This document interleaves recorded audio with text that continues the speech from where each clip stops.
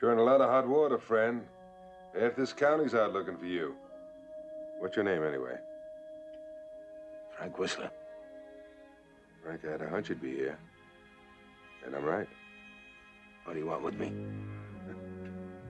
That's a good one.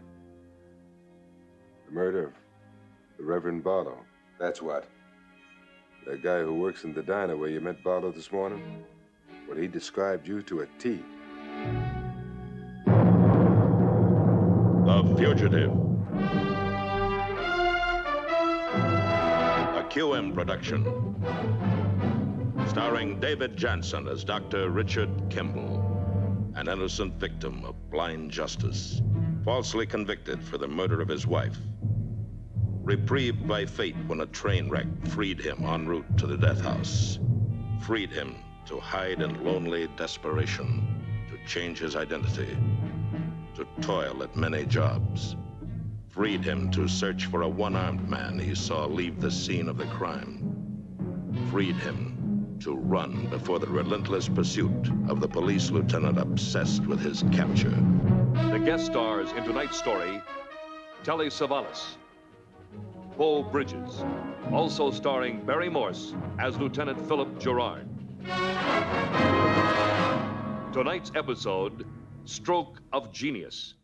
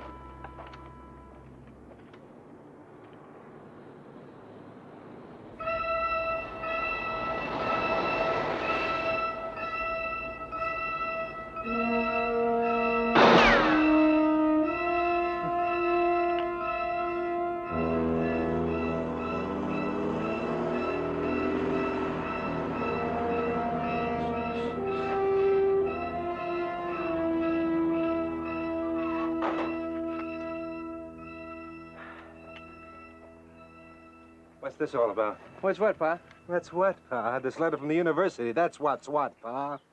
Dear Mr. Keller, I've been informed by the admissions office that, as yet, there is no record of your son Gary's applying for admission to the university. Are you listening? Desirous as we are to have young men of Gary's remarkable academic achievement as members of our student body, we cannot, in fairness to others, continue to hold a place for him among our incoming students. It is, of course, with a great deal of regret. I filled this application out myself, and you said you mailed it. I don't want it, Pa. You know that. You know, you can't afford it. I keep trying to tell you. I keep trying to tell you that I'm very... Now, you're not smart enough to tell anybody anything, least of all the straight truth. I'm going to tell you something. I'm sick and tired of listening to this nonsense. I've been too lenient with you, just because you think you know what's right for you, yeah? Well, I know.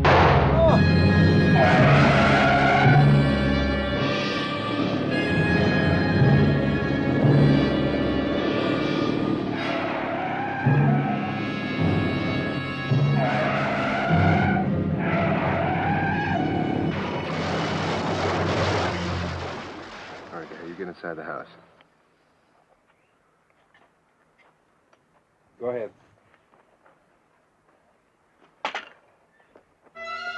Gary, no, get it!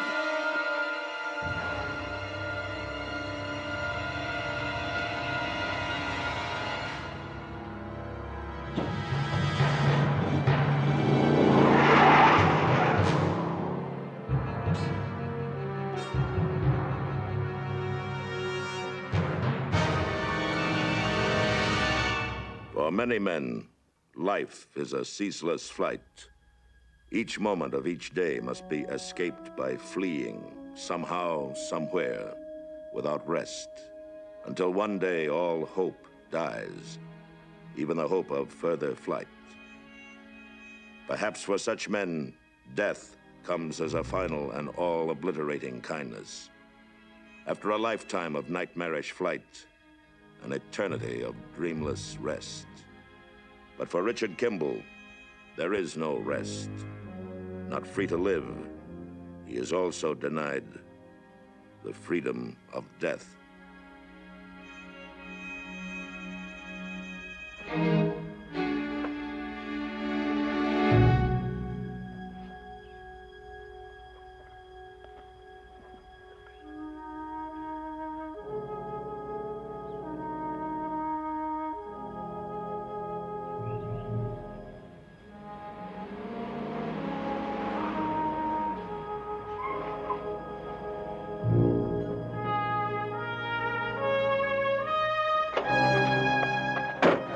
Stay back. Hey, wait! Hold it. Oh, he looks hurt.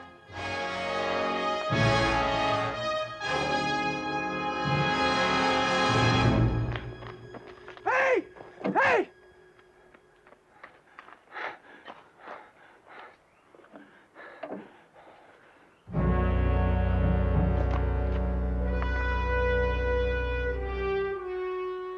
Don't touch anything.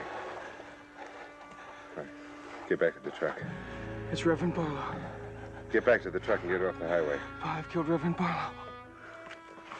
All right, snap out of it now. Go back and do what I said.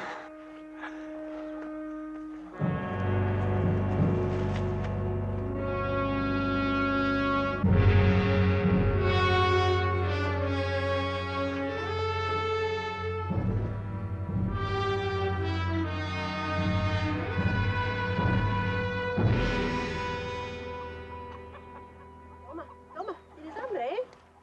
Pobrecito.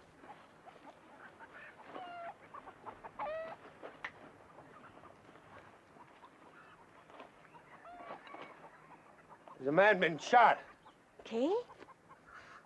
There's a man been shot on the highway. No entiendo nada, no hablo inglés. Que se vaya, que se vaya. Hombre. Muerte. ¿Un hombre muerto? ¿En dónde? Muerto on the highway. Allá arriba. Teléfono. Ay, qué horror. Sí, cómo no. Voy a llamar a la policía inmediatamente. Ay, qué horror.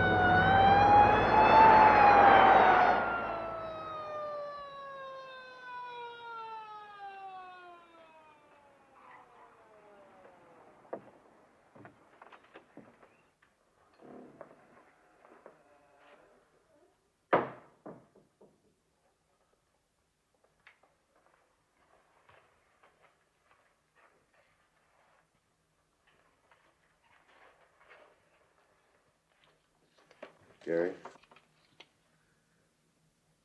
Did you know that gun was loaded?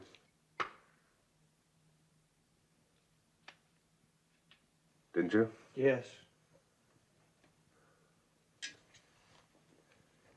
Then why'd you fire it? I thought the safety lock was on. Oh, come on. You know better than that. I've taught you about guns. You're very good with them and very careful. I didn't mean to shoot. I didn't mean to hurt anybody.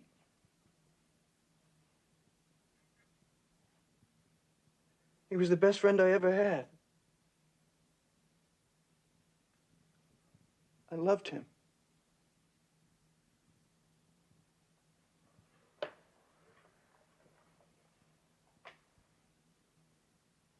And he felt the same way about you, Gary. Maybe even more than he told you. All right, come on now. Let's get packing. Packing? What for? Well, we're going to go into the mountains. And if anybody asks, We've been there for at least 3 days.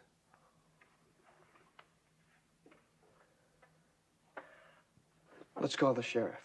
What's the matter with you? You want to get put in jail? It was an accident. And who's going to believe that?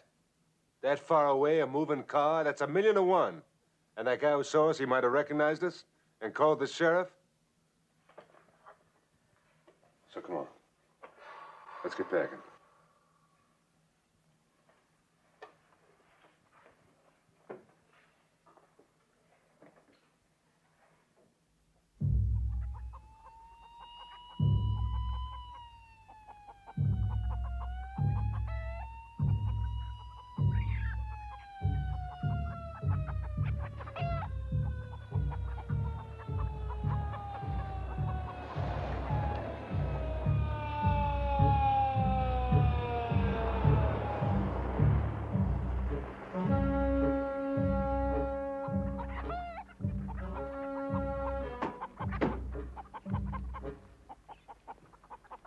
Harry said when he finished at the scene of the accident, he'd go over and break the news to Mrs. Barlow. I'm just as glad it's not me. Buenos días, señora. Buenos días. All right, ma'am, where is he? ¿Qué? Yours?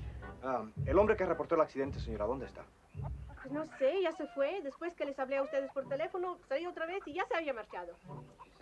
After she phoned us, she came out here and he was gone already. Wouldn't you say that was a little strange? Oh, I don't know. After all, he did have a call. Well, we're nearly a mile away. Anybody else would have stayed around. Tried to flag down a car. Guess you're right. You think he did it? He's running like it.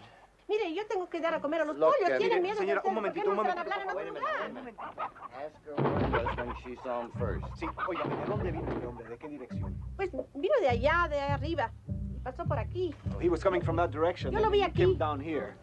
¿Estaba herido el señor ese? Sí, sí, tenía sangre aquí en la cara. He had blood all over his face. Sí. ¿Y podría describirlo un poquito mejor, señora? Pues ya le dije, un hombre muy grandote de pelo was negro. tall and he had dark hair. Yo tengo que trabajar, los pollos tienen hambre. Ya lo sé, ¿Por she qué has no to van a feed the hablar en otro chickens. All lugar? right, well, come along with us now. Sí, venga con nosotros. Venga con ¿Dónde? nosotros. ¿A A la dónde? oficina del sheriff. ¿Pero por qué? Yo no he hecho nada. She says she's done nothing. Look, will you tell her that a man's been murdered a few miles up the road and we need her to ¿Qué? fill out a report? ¿Qué es lo que dice? Mire, ¿Qué es lo señora, que dice, un hombre? momentito, No- por favor. Mire, usted tiene que venir con nosotros para llenar una forma, un ¿Por reporte. qué? ¿Por qué? Porque acaban de asesinar al reverendo Barlow. Ay, qué barbaridad. Pero no es posible. Ay, venga, venga, hombre, señor, venga. Vamos, señor sheriff, vamos por allá. A ver lo que se puede hacer. No es posible, pero es verdad. Sí, cómo no. Ay, qué barbaridad, hombre.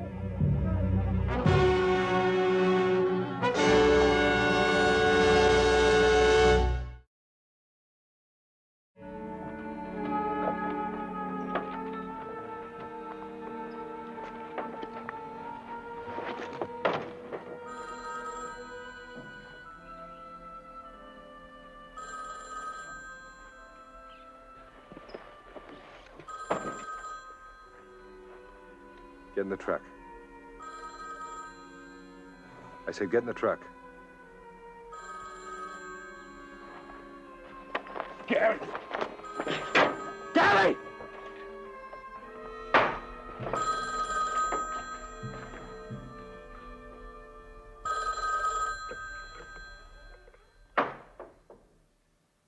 Hello? Yes, it is. It's for you. Sheriff's office.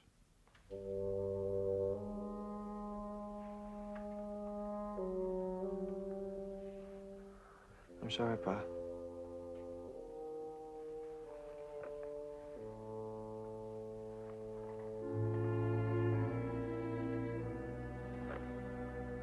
Hello?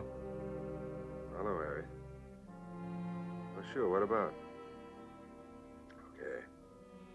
I'll be right over.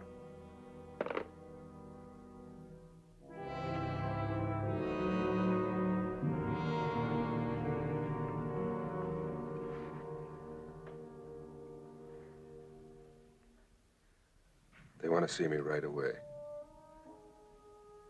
About the Barlow killing. I'm coming with you. No. I'll walk there if I have to.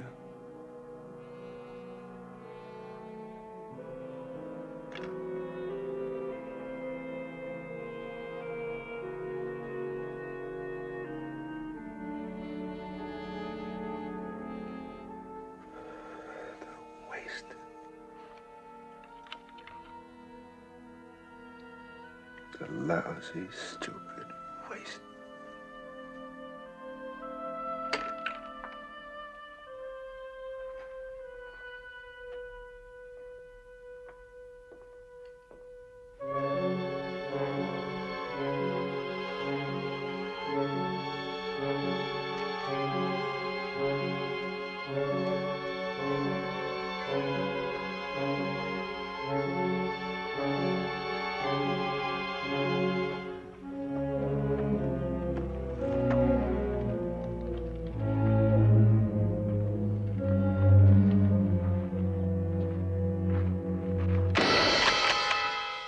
Where do you think you're going?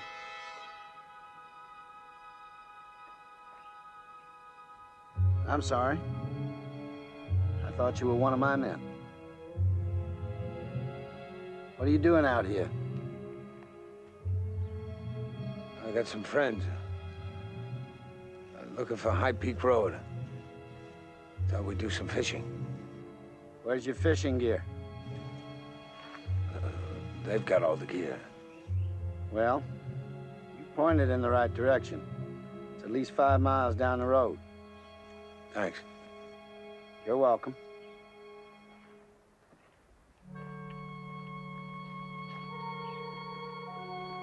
All right, you men, on your feet, back to work.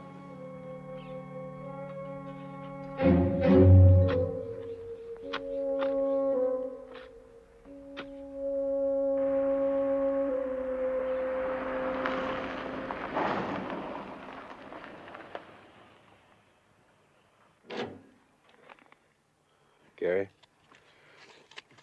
something I want you to say in there. What, Pa?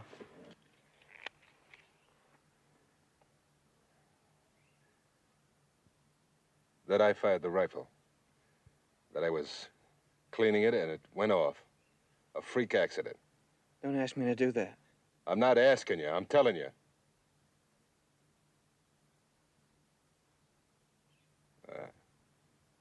I wouldn't be any great loss. The retired chief petty officer who never could make it back in civilian life. Please, don't talk like that. Why, it's true, isn't it? Everything I ever touched never panned out quite right. Boy, the one thing that turned out right is you. Don't you spoil it now, huh? Pa. Come on, you just remember what I told you.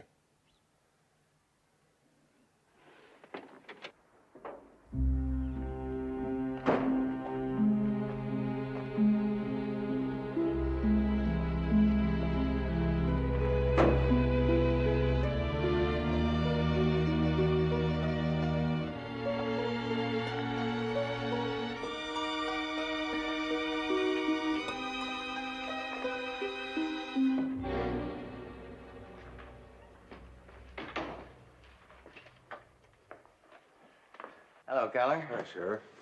Hi, Gary. Sit down. Sit down, Keller. Thanks, Sheriff.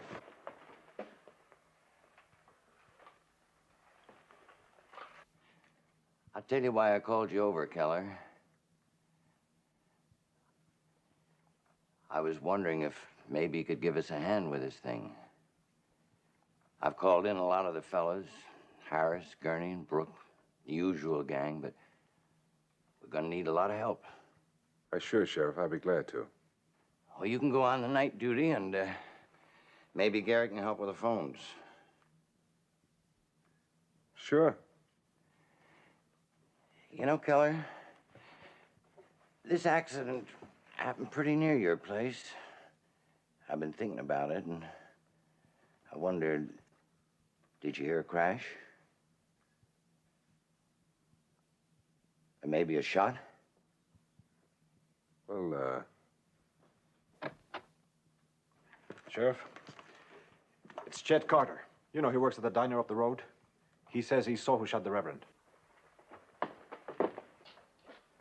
Yeah, Sheriff. A little before 9 o'clock this morning, Reverend Barlow come in to pick up my Jeep. I used to loan it to him every once in a while, you know, when he wanted to go fishing. And then a little while later, this other fella comes in. Did you recognize him? Nope. Not from around here, I'd swear to it. What did he look like? Oh, dark trousers and dark jacket. About 6 feet, maybe 170, 75 pounds. This fella, Chet, did he have black hair? Straight black hair? Yep, that's right. Brown eyes? I think so. Oh, I didn't notice that too much in particular. Sounds like that circular we were looking at this morning. Wanted killer could be in the area. That's the one. It's on your desk. Bring it to me. I'll get it. Chet, you said that this fella came in a little later. How much later was it? How much later was it than what, Sheriff? Than Barlow. Oh, about 10 minutes. We may be off the hook, Gary. Did they know each other? No. No, they met for the first time right in front of me there. Well, what'd they talk about? Fishing, mostly. Oh, and then this other fella said that he'd been hitching a ride with a truck, but he was going on through town, so Reverend Barlow said, well, he'd give him a lift on down the highway for a ways anyway. That's the fella you saw, Chet? That's him, Sheriff. That hair is a little different, but that's him, all right. Get me the chief of police up in Marisburg on the phone. There's a detective from back east up there, too. Name of Gerard, Philip Gerard, lieutenant. I want him in on the call, too.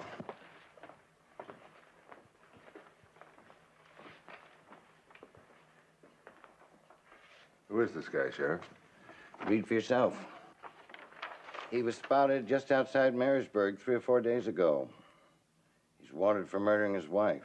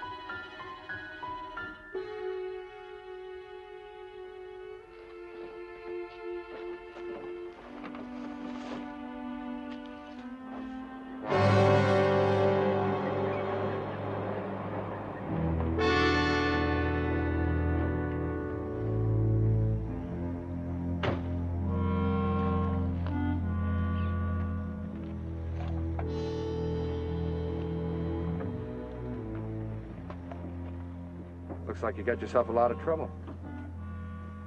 Flat tire and a bunch of kids. Come on.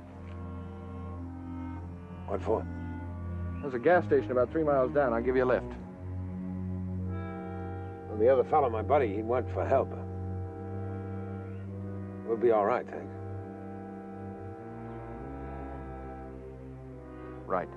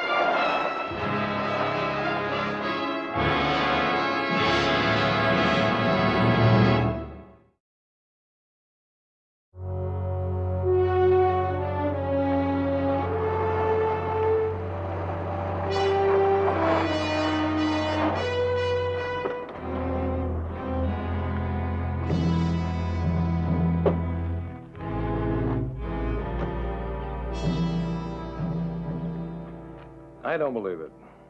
Whatever Kimball might be, he wouldn't do a thing like this. What reason would he have? Best reason in the world, Lieutenant. Reverend Barlow must have recognized him. No. Kimball's been recognized before by people who are a far greater threat to his safety. And he's never killed anyone trying to escape, nor even tried to. Except this time. After we catch Kimball, you're going to have a tough time getting him extradited. That's what you have in mind. Yeah, but if he didn't kill that old preacher, you've got no right to hold him. That you've got to prove. This report, the Mexican woman who called in, her description of the man who came to her place fits Kimball exactly. Now, would Kimball kill somebody and then ask a woman to call the police? Look, all I know is that nobody from around here would kill him. Now, you figure it out. Sheriff, Barlow's personal effects. George says the lieutenant might want to take a look at him. Oh, thanks. Why don't you go on home, Keller, and get some rest? We're going to need you all night. That's all he had on him? That's it. Prayer book, wallet. Yeah. Sheriff, do your men have orders to shoot? If they're shot at, of course. Kimball won't shoot. I promise you that. Why do you ask? There's a good chance he might have seen something. He knows something. Might even have seen the killer. All right. I'll send out the word. We'll bring him back in one piece. Oh, and, Sheriff, can you tell me where the Barlow house is?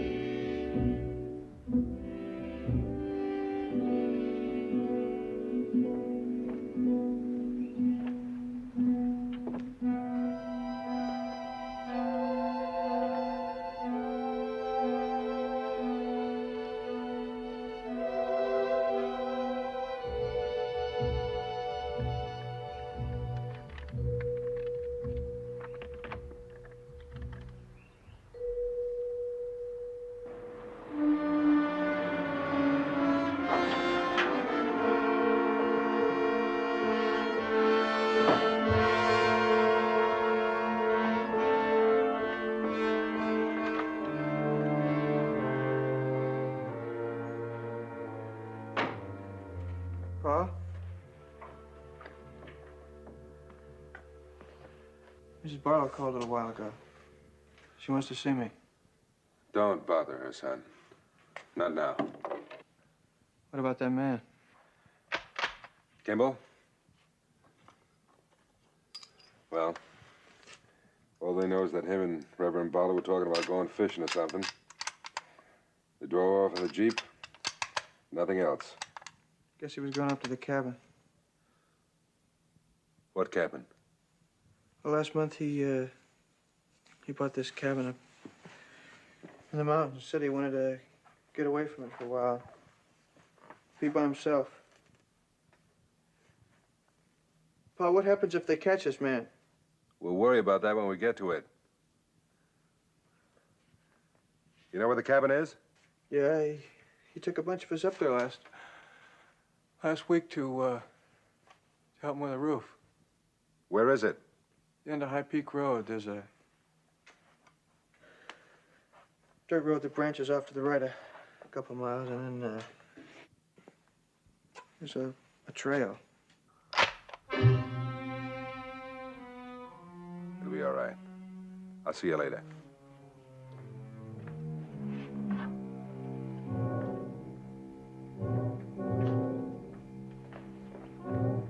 What?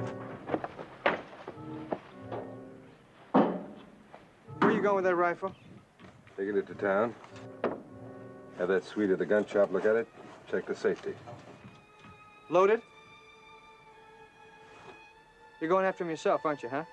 You know where he is. How would I know? If you kill him, I'll tell. If you kill him, I'll tell. What's the matter with you?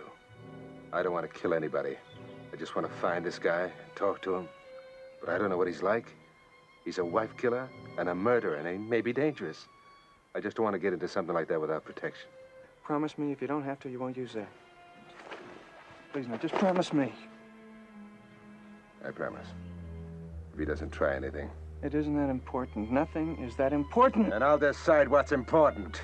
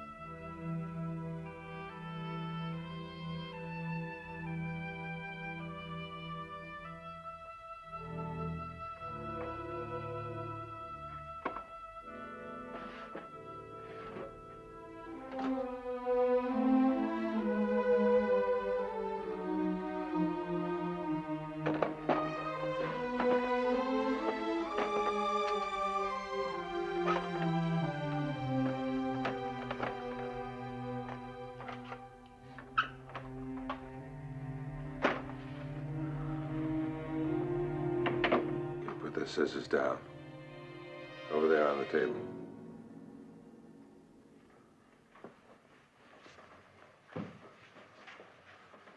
Now get your hands up. And the other one. And one false move out of you, mister, and you're dead. I can't raise my right arm. Turn around.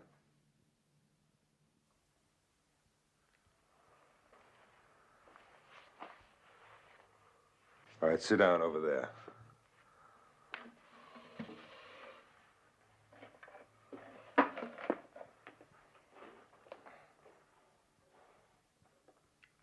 You're in a lot of hot water, friend.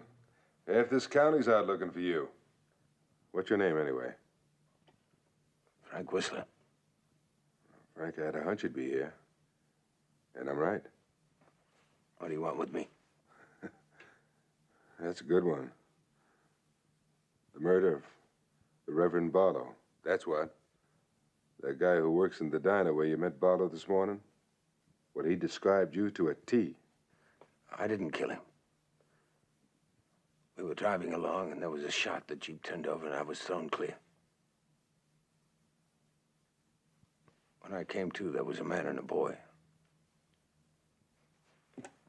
Maybe they had something to do with it all. Or what? I don't know. Well, if you didn't kill him, why'd you take off? Reasons of my own. What did this man and boy, what'd they look like? I couldn't tell. They were too far away. They could have been anybody. Well, I happen to know this boy and his father. They're good friends, and they're good people. Did they kill him? It was an accident. It was a freak accident. The boy didn't mean to shoot.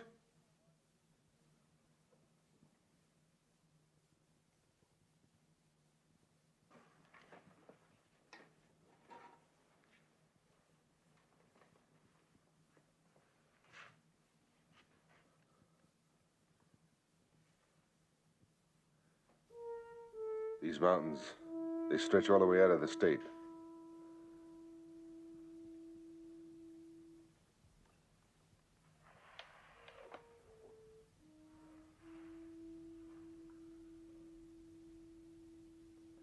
Are you letting me go? I don't want anything to happen to that boy. Must be quite a boy for you to take this risk. He's got more brains and goodness in his little finger than this whole town's got put together. Now go on. I'll close this place up after you've gone.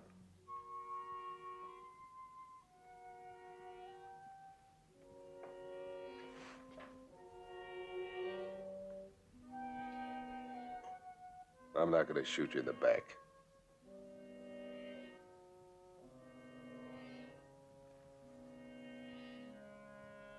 What's he doing here?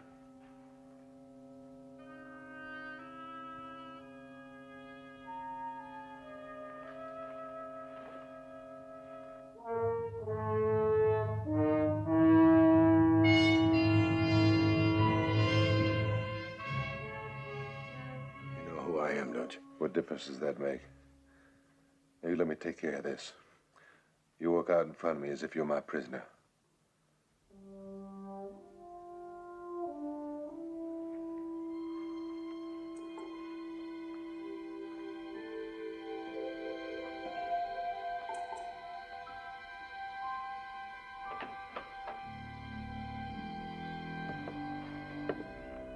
Oh, boy!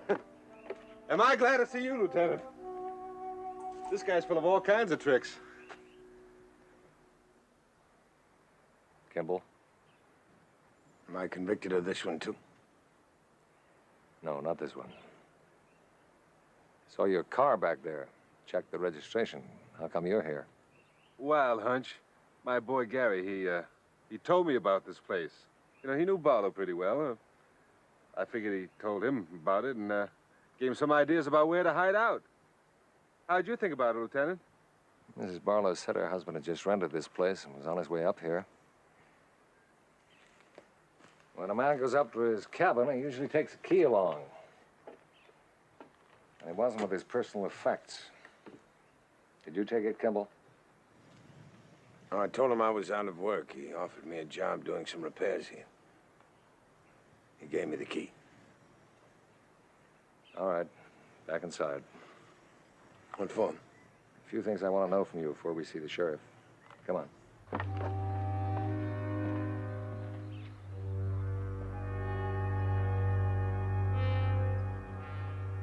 It was your son, wasn't it?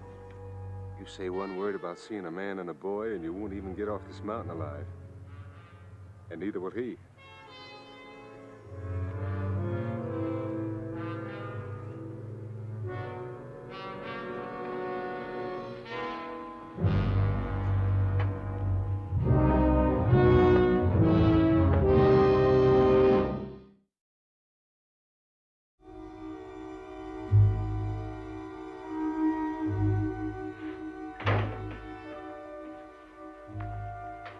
Sit down over there.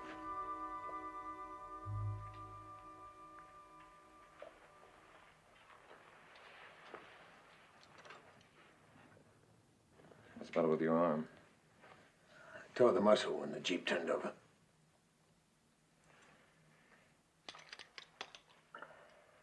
What happened?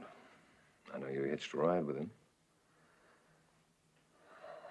They were driving along. All of a sudden, the old man slumped. I could see he'd been shot. The bullet came from somewhere. Any idea where? No. What about after the crash? Do you see anything, anyone?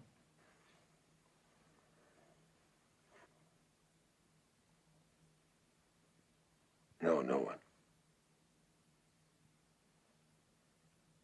You had anything to eat? I was gonna open that. Well, let's start back when you've eaten. Why don't you start closing up?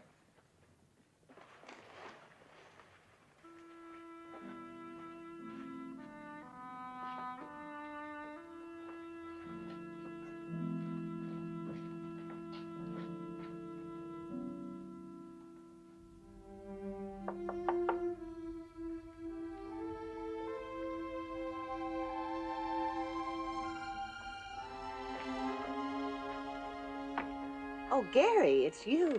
Mrs. Barlow. Oh, well, come in, come in. I thought there'd be a lot of people.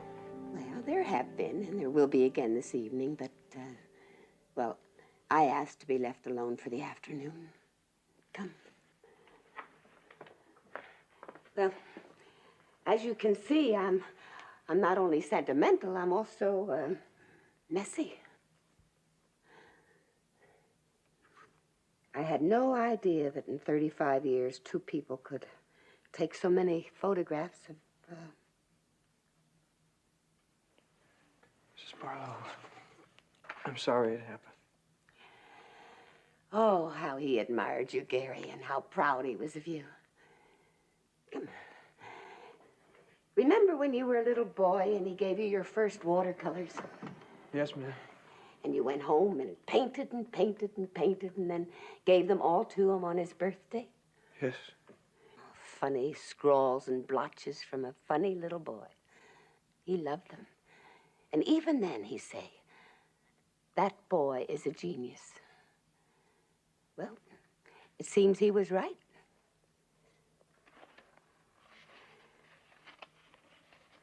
I want you to have these funny scrawls and blotches back, Gary.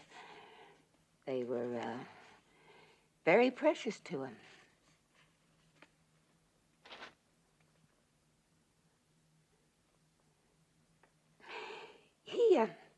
He did something behind your back, I'm afraid, as a surprise. But we've got an answer back before...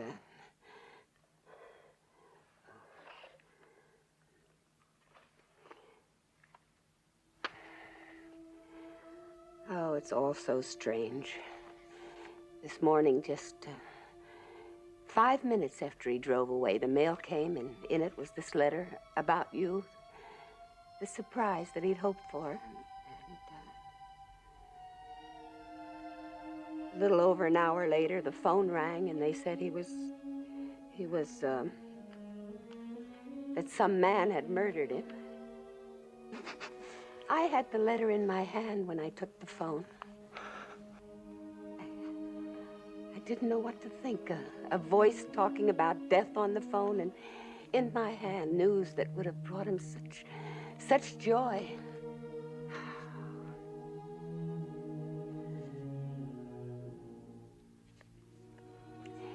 Have you ever heard of the J. Edward Newton Fund, Gary?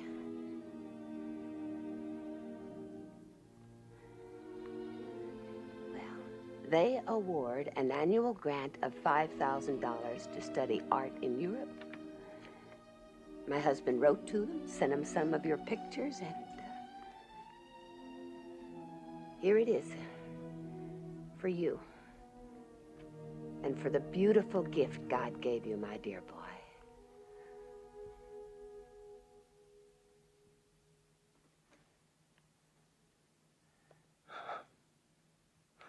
Oh, God, forgive me. Gary. Please forgive me. Gary, what is it? I didn't mean to do it. It was an accident. Gary. Gary, what is it, dear? Gary. Forgive you for what, dear? Oh. Gary.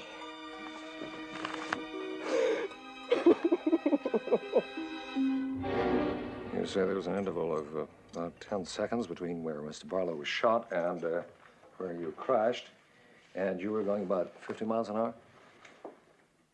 That's right. So the shooting probably happened a little better than 200 yards back from the scene of the crash. Did you see anything back there, house or anything? No, nothing. Of course, everybody's been so eager to throw this whole thing into your lap. Nobody's even checked that far up the highway.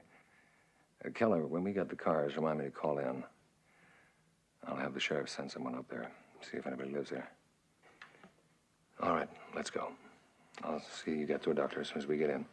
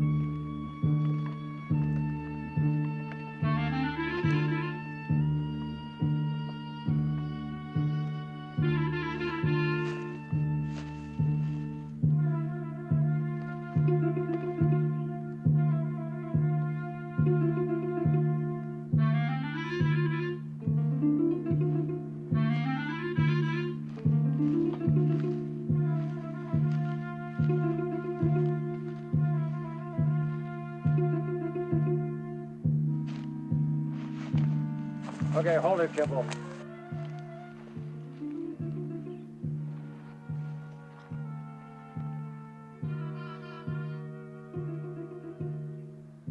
I'm going to call in. Keep an eye on him.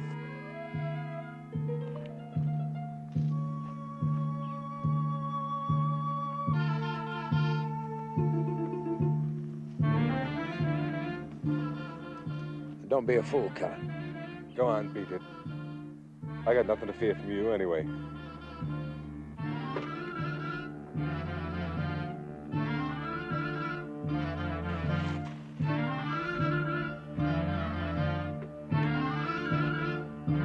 Lieutenant Gerard to headquarters. Lieutenant Gerard to Santa Elena headquarters. Come in, please.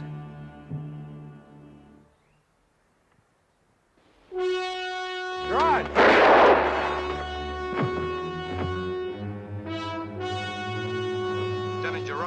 Lieutenant Gerard, come in, please. Hold it there, Keller! Come in, Lieutenant Gerard, come in. Lieutenant Gerard, we've got a dispatch for you. Lieutenant Gerard, can you hear us? We've got a dispatch for you. We've got a confession on the Barlow case. Do you hear me, Lieutenant? We've got a confession on the Barlow case. Gary Keller has confessed to the shooting. His father, Deputy Keller, may be somewhere near the Barlow cabin. He may be dangerous. Do you hear us, Lieutenant? Gary Keller has confessed to shooting Reverend Barlow. Lieutenant Gerard, come in, please.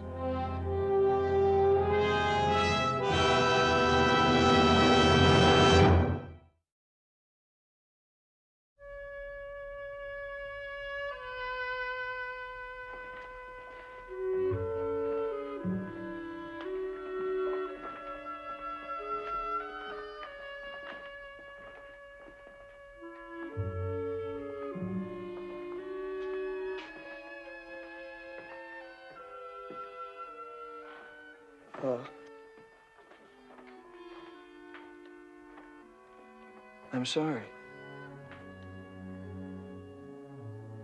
I had to.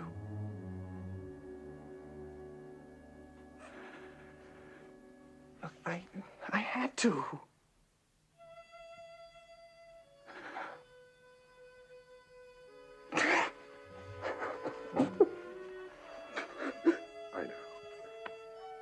I know, Gary.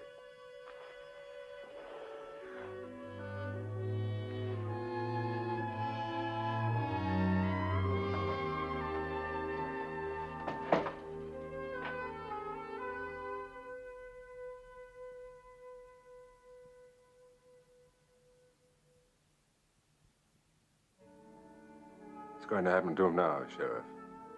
You'll get off a lot easier than you will. Believe me. And after that? Don't worry about that.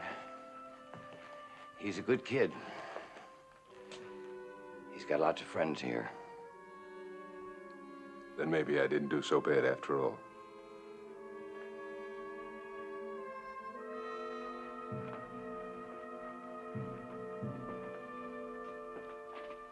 Even for the guilty, there is relief when the truth is known.